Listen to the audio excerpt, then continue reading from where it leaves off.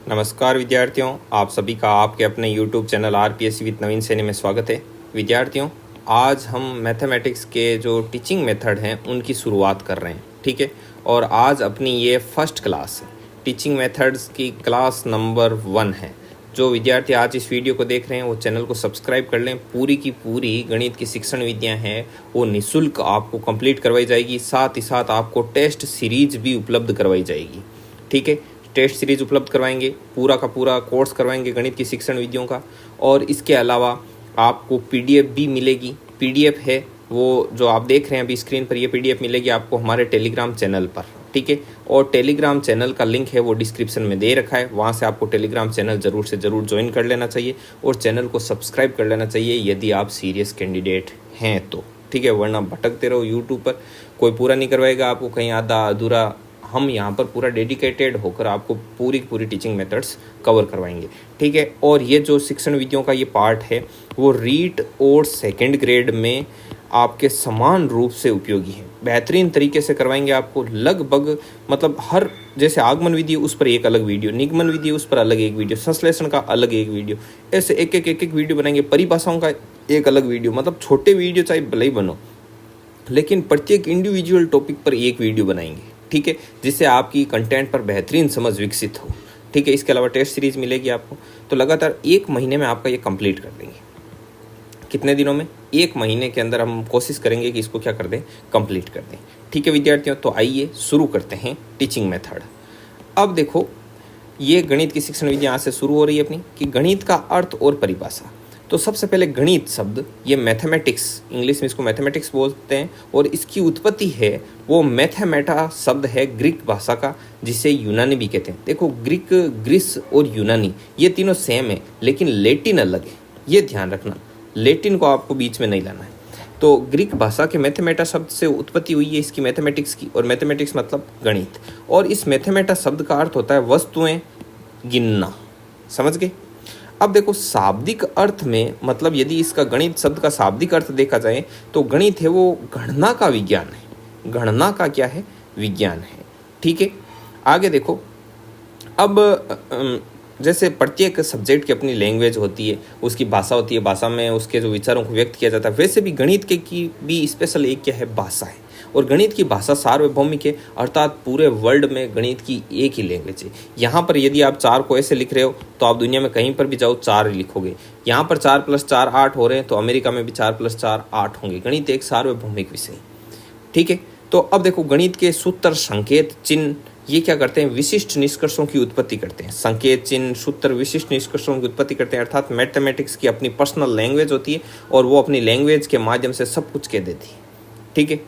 अब देखो, गणित में 2 मूलभूत दक्षताएं होती है। तो मूलभूत दक्षताएं क्या होती है? एक तो आपको संख्या ज्ञान होना चाहिए, एक संक्रिया ज्ञान। संख्या ज्ञान में आपके 1 2 3 4 वगैरह ये नंबर आ गए, और संक्रिया में आ गए आपका प्लस और माइनस और बट्टा और जोड़, बाकी गुणा भाग सब, ठीक है। तो ये गणित के 2 मूलभूत क्या है, मतलब ये समझ लो ये नींव है मैथ की, समझ गए।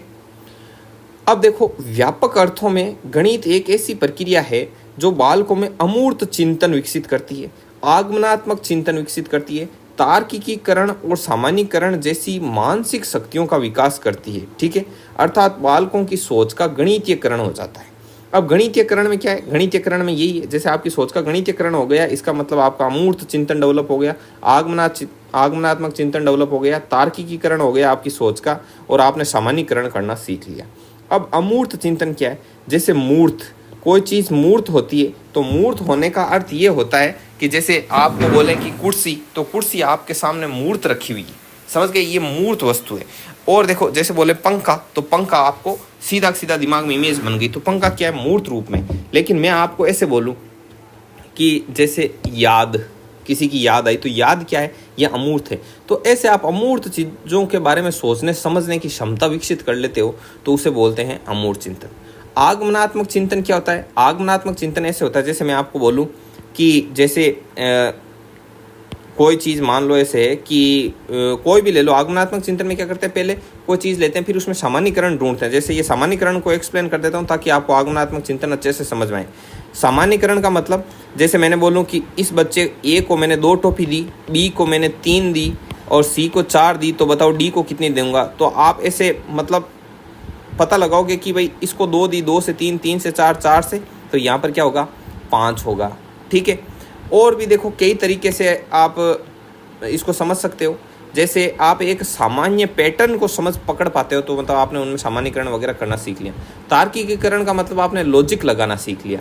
अब देखो आगमनात्मक चिंतन में क्या होता है, जैसे आपने आगमन विधि वगैरह कई बार नाम सुना होगा, और यदि नहीं सुना तो मैं बता दूं कि जैसे एक फॉर्मूला है कि त्रिभुज के अंत्य कोणों का योग n-2 इंटू 180 डिग्री होता है। ठीक है, अब जैसे यहाँ पर त्रिभुज है तो त्रिभुज की ये 3 भुजाएं हैं। ठीक है, तो ये बहुभुज के अंत्य कोणों का योग है। अब जैसे 3 भुजाओं का त्रिभुज हो गया, तो यहाँ पे 3 रखो तो 3-2 इंटू 180 डिग्री कितना हो गया 180 डिग्री। ठीक है, इसी प्रकार आप चतुर्भुज का सबका पता कर सकते हो। तो अब इस सूत्र को डेवलप कैसे किया, तो डेवलप करने के लिए क्या करते हैं, जैसे मैं आपको बताता हूँ, डेवलप करके बताता हूँ इस सूत्र को, इस फॉर्मूले को अभी डेवलप करते हैं। 1 सेकेंड रुकना। देखो जैसे मान लो ये त्रिभुज है, इस त्रिभुज के जो 3 अंत्य कोणों का योग आपने बताया कि इसका कितना है 180 डिग्री होता है, त्रिभुज के अंत्य कोणों का योग।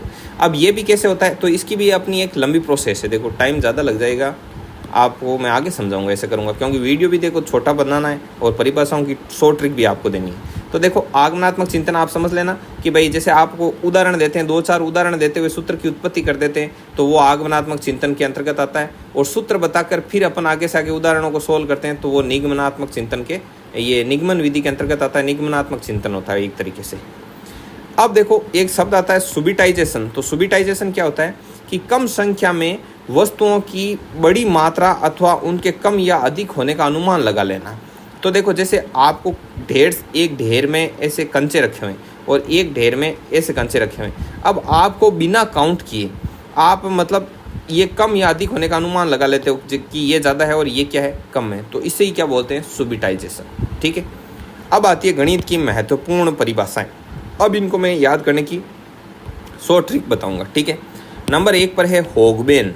होगबेन ने कहा था गणित सभ्यता एवं संस्कृति का दर्पण है। तो अब आप याद कैसे रखोगे इसको कि होग में बेन है, बेन से आप बहन लो।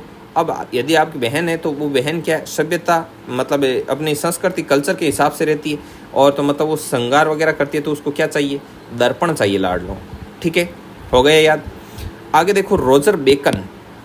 रोजर बेकन ने कहा था कि गणित समस्त विज्ञानों का सिंह द्वार एवं कुंजी है। सिंह द्वार एवं कुंजी है गणित समस्त विज्ञानों का, अर्थात मतलब जितनी भी विज्ञान की ब्रांचेज है उनमें यदि आप प्रवेश करना चाहते हो तब आपको गणित से होकर गुजरना पड़ेगा, अर्थात mathematics is the gateway of all subjects. तब आप इसको कैसे याद रखोगे कि रोजर बेकन, तो रोजर राजा, रोजर से क्या आया राजा। अब राजा है तो वो हमेशा सिंह द्वार से गुजरेगा और सारी की सारी महल की कुंजियाँ उसी के पास रहेगी। ठीक है, नेक्स्ट है लोक। लोक ने कहा था कि गणित वह मार्ग है जिसके द्वारा बालकों के मन या मस्तिष्क में तर्क करने की आदत का विकास होता है। ठीक है, अब देखो लोक, आप किसी आदमी को किसी जगह लॉक कर दो तो तुरंत उस आदमी का दिमाग तर्क करने की आदत हो जाएगी, उससे मतलब अंदर बैठा रहेगा, तर्क करेगा कि बाहर कैसे निकलें, कैसे लगें, कोई लॉजिक लगाएं, कोई खाना देने आए तब निकलने का मौका ढूंढें, क्या करें।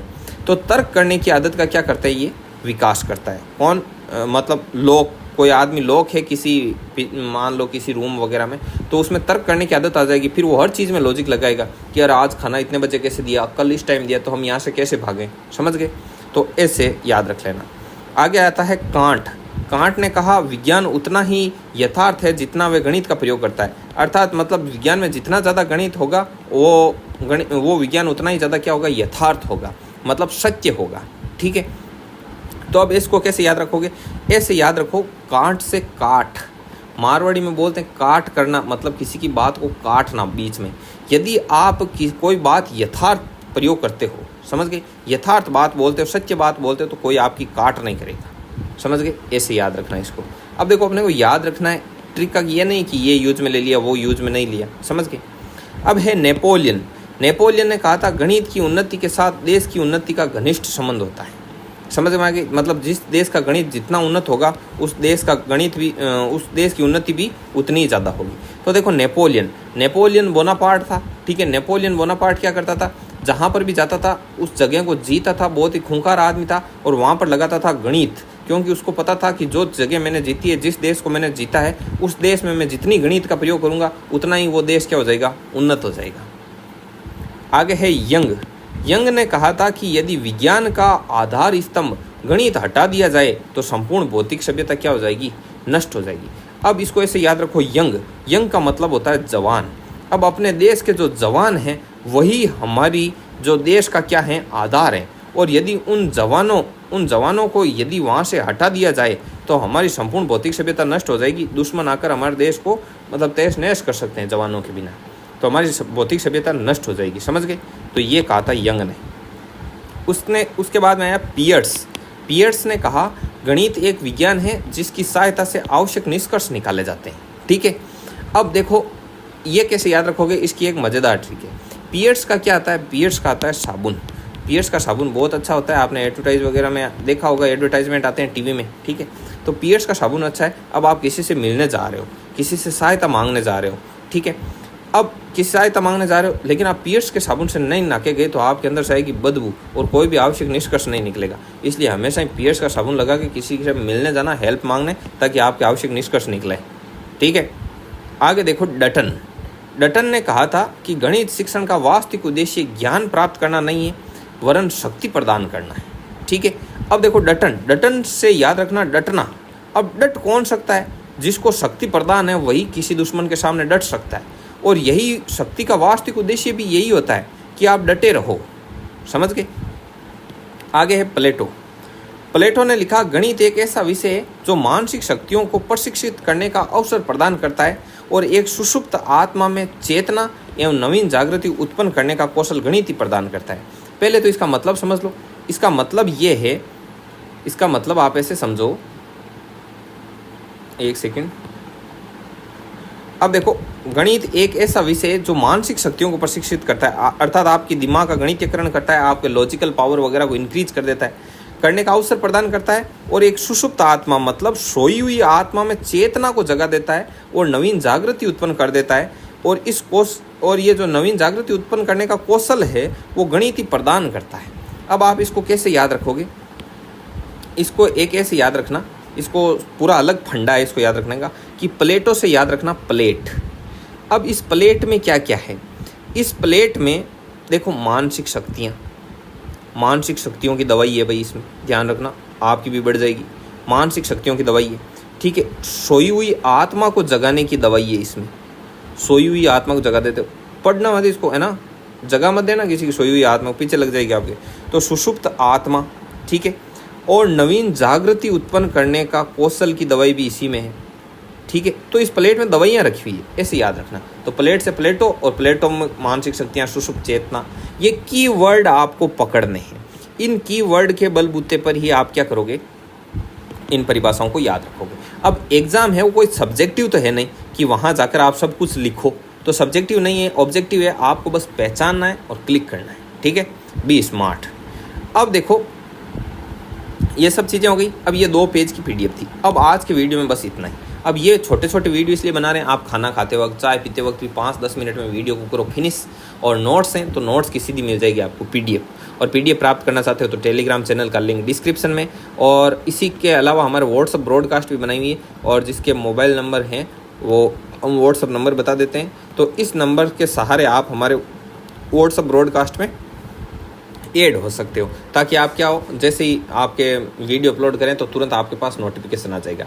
चैनल को आप ज़रूर से ज़रूर याद रख के सब्सक्राइब कर लेना। वीडियो कैसा लगा इसके बारे में कमेंट बॉक्स में कमेंट करके ज़रूर बताना। वीडियो को लाइक करना, ताकि हमको भी लगातार क्या मिलता रहे, प्रोत्साहन मिलता रहे। ठीक है विद्यार्थियों, तो मिलते हैं नेक्स्ट वीडियो में। तब तक के लिए जय हिंद, जय भारत।